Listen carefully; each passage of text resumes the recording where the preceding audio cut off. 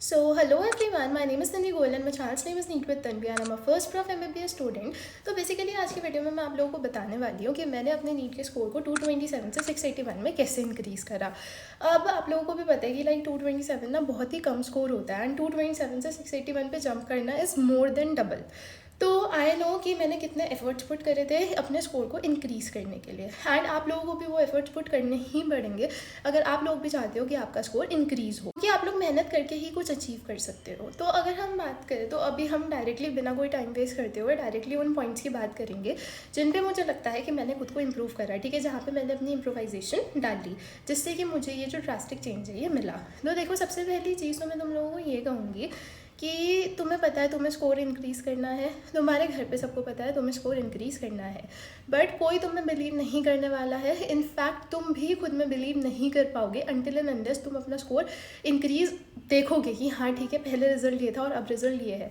तो अगर कोई भी तुम्हें कह रहा है ना पर्सन कि नहीं तुम्हारा स्कोर इंक्रीज़ नहीं हो सकता है या तुम्हारा इतना ही आएगा या तुम इतना ही स्कोर डिजर्व करते हो, तो पहले तो उन सब लोगों की बातों को एक कान से सुन के दूसरे से निकाल देना, ठीक है। क्योंकि भाई मुझ में भी कोई बिलीव नहीं करता था कि हाँ चलो ठीक है ये इंक्रीज़ हो जाएगा, ठीक है, मतलब पेरेंट्स करते थे ऑब्वियसली और कोई भी नहीं करता था कि ये इंक्रीज़ हो जाएगा। तो पहली बात तो अगर तुम पे कोई ट्रस्ट नहीं करता है एंड लाइक लोग सामने से आके तुम्हें डीमोटिवेट करना चाह रहे हैं तो उनकी बातों को सिर्फ एक कान से सुन के दूसरे से निकाल देना, ठीक है। तुम्हें डीमोटिवेट होने की कोई ज़रूरत नहीं है। आई नो कि ये तुम सभी के लिए थोड़ा एक ऐसा टफ टाइम होगा, बट बिलीव मी कि कोई भी तुम पे ट्रस्ट नहीं करने वाला, कोई भी तुम्हारी एबिलिटीज़ पे ट्रस्ट नहीं करने वाला जब तक तुम लोगों को अपना रिजल्ट नहीं दिखा देते। तो मेरी नीट की प्रिपरेशन के जो लास्ट 2 मंथ्स थे वो एक तरीके से मेरी एंटायर नीट की प्रिपरेशन के टर्निंग पॉइंट थे, ठीक है। वो टर्निंग पॉइंट था मेरी एंटायर नीट प्रिपरेशन का, क्योंकि उस टाइम पे मुझे एक अपने अंदर अपनी प्रिपरेशन के अंदर एक ड्रास्टिक चेंज फील हुआ था। लाइक फर्स्ट अटैम्प्ट के टाइम पे I was very under confident, ठीक है, मेरे को बिल्कुल भी कॉन्फिडेंस नहीं आ रहा था एंड ऑब्वियसली अगर मेरी प्रिपरेशन नहीं हुई है तो कॉन्फिडेंस कहाँ से ही आएगा।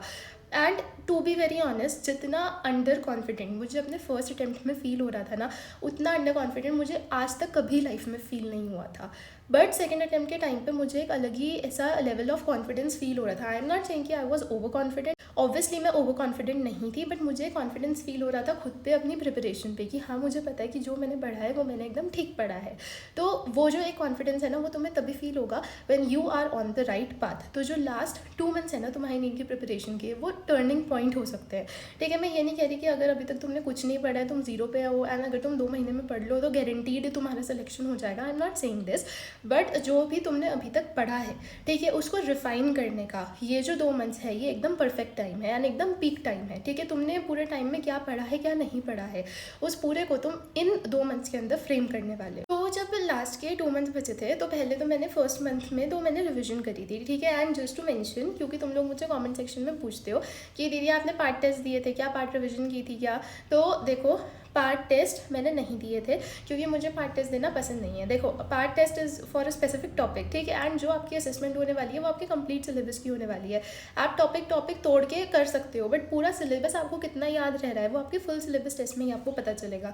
तो ना तो मैंने पार्ट सिलेबस टेस्ट दिए थे, ना तो मेरे पास पार्ट सिलेबस टेस्ट देने का टाइम था, क्योंकि मुझे पूरा सिलेबस कवर करना था उन्हीं 7 to 8 मंथ्स के अंदर। And talking about part revisions, तो ऐसे मैंने स्पेसिफिक टॉपिक्स ही उठा के पार्ट रिविजन्स नहीं करी थी, ठीक है, कि आज मैं बायो के इस टॉपिक की करूँगी, आज फिजिक्स के इस टॉपिक की करूँगी, नो।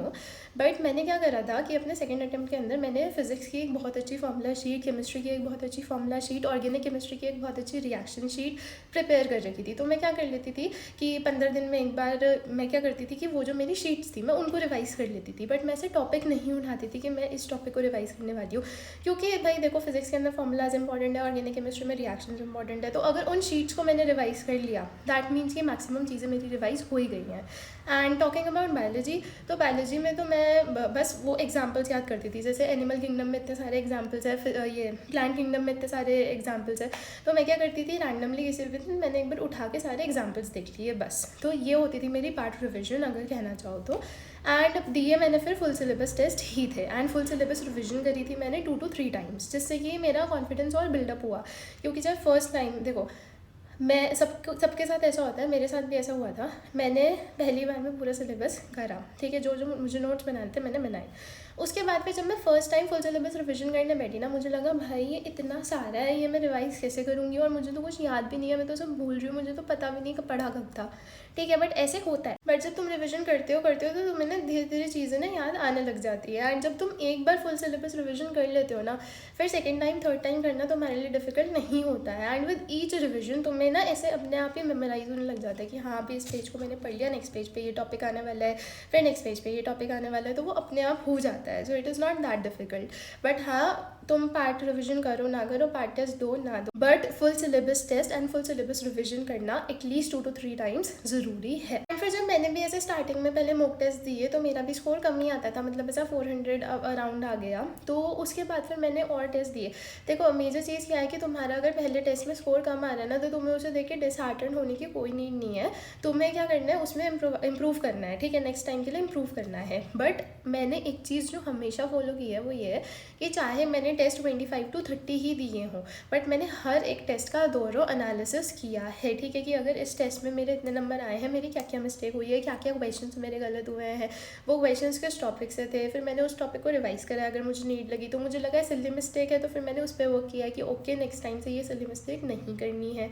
तो तुम टेस्ट ज़रूरी नहीं है कि तुम टेस्ट 100 दो या 150 टेस्ट दो तभी तुम्हारा सिलेक्शन होगा, बहुत ज़्यादा है वो, ठीक है। तुम नॉर्मली 25 to 30 और ज़्यादा आपका मन है तो 40 टेस्ट दे सकते हो। बट व्हाट मैटर्स इज़ कि तुम उसका दोहरा एनालिसिस कर रहे हो। तुमने टेस्ट दिया, उसमें तुम्हारी कुछ गलतियाँ हुई, तुम नेक्स्ट टेस्ट पे मूव ऑन कर गए। अब तुमने अपनी गलतियों से तो सीखा ही नहीं ना, तुम्हें सीखना कहाँ से, अपनी गलतियों से ही सीखना है।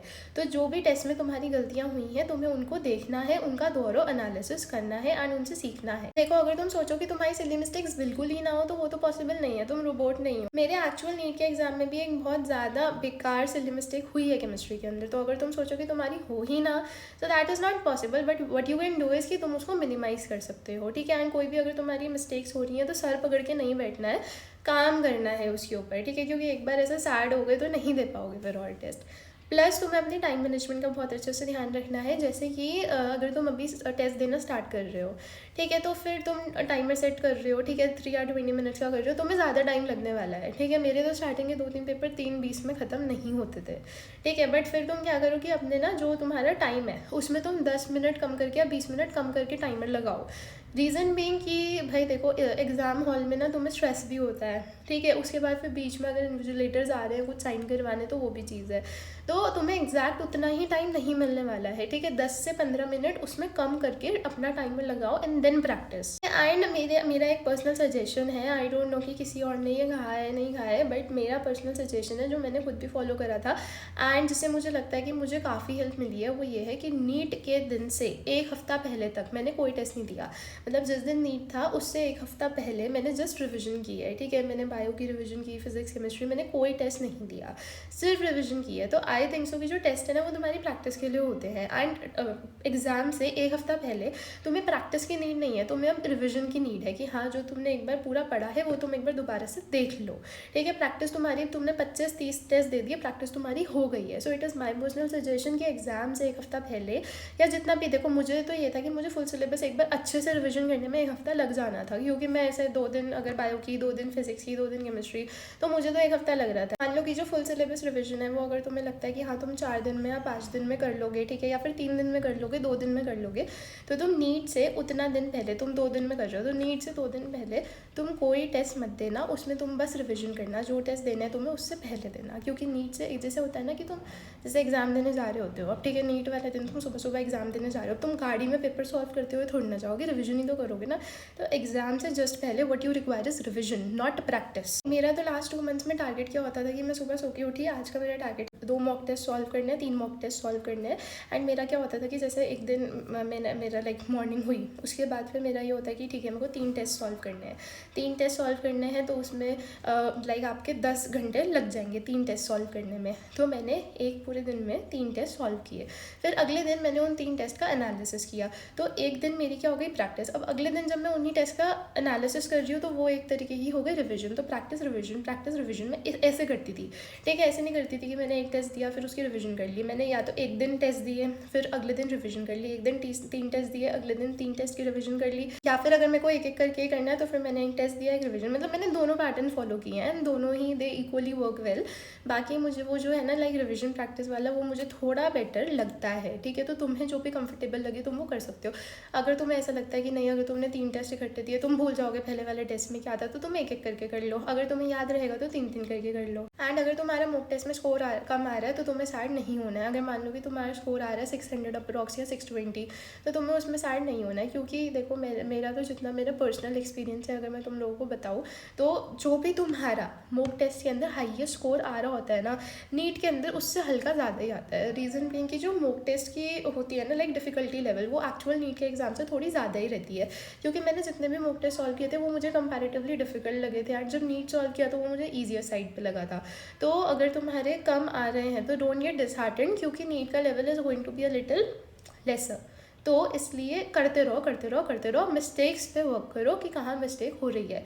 एंड ऐसा भी होता है कि कभी क्वेश्चन सॉल्व करते करते तुम्हें कोई नई चीज़ पता चल गई जो तुम्हें अभी तक नहीं पता थी, तो तुम उसको नोट डाउन कर लो अपने नोट्स रजिस्टर में कहीं पे भी, ताकि वो तुम्हें याद रहे। एंड भाई प्रीवियस ईयर क्वेश्चन ज़रूर सॉल्व करना, ठीक है। मतलब कि तुम ऐसा नहीं कि 3-4 साल पहले तक के तो कर लेना, ठीक है। ये नहीं कि तुम 1998 1989 के मतलब इतना पूरा आदिवासी ज़माने में जाने की ज़रूरत नहीं है। मतलब 4 से 5 साल के तो कर ही लेना। बेसिकली मैंने इन फैक्टर्स पे ही काम करा था अपनी नीट की प्रिपरेशन के टाइम पे, तो तुम भी इन फैक्टर्स को लाइक एक बार समझ सकते हो, ठीक है। एंड भाई जो भी तुम्हारी कोचिंग में चल रहा है, ठीक है, ज़रूरी नहीं है कि तुम एकदम अंधभक्त बन के तुम्हारी कोचिंग में जो भी चल रहा है तुम उसको जस्ट फॉलो करते रहो, ठीक है। तुम्हें ये भी देखना कि व्हाट वर्क्स फॉर यू, ठीक है। तो अगर तुम्हें लग रहा है कि तुम्हारी कोचिंग में कुछ चल रहा है बट तुम इससे बेटर कुछ अलग कर सकते हो, या फिर तुम सेल्फ स्टडी करो so that works for you, तो you can do that too, ठीक है। क्योंकि मैंने अपने ड्रॉप ईयर के अंदर कंप्लीटली सेल्फ स्टडी करी थी, no YouTube lectures, no one shots, no other coaching, nothing.